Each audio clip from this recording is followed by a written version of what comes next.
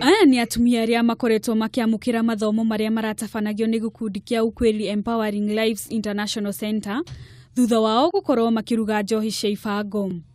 Mari na gikeno thutha wao kurikia mathomo ma njira ingi mateithiriria kwionera uboco.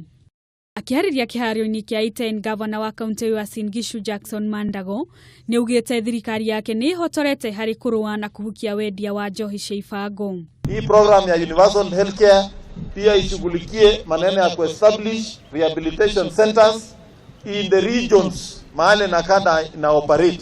Ndio kila region angatu kuwe na rehabilitation center moja. Oho Mandago ni oreti atumia hamwe na mbeũ njithi ya kaunti ya Uasin Gishu manyitanire na thirikari yake niguo gutigirira ni mahukia njohi cia ibango. Serikali ya kitaifa imewapa nafasi kujiunga na shule za teknolojia na hakuna karo ambayo italipwa na mzazi.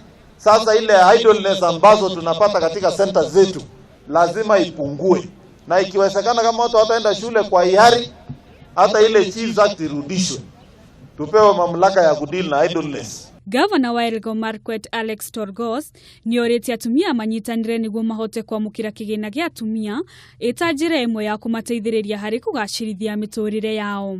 Mimi nataka ni wa encourage tuendelee kushirikiana kwa public participation, mjiunge kwa vikundi, ile pesa ambayo tumeweka kwa miradi muandike proposals na muweze kusaidiwa. Murugamiriri munene wa ruhonge rwa kurua na dawa cia kurevya na kada Victor Okoma ni ugete ni agutigirira ni ateithiriria atumia aria mahutitio ni urugi na wendia wa njohi cia ibango.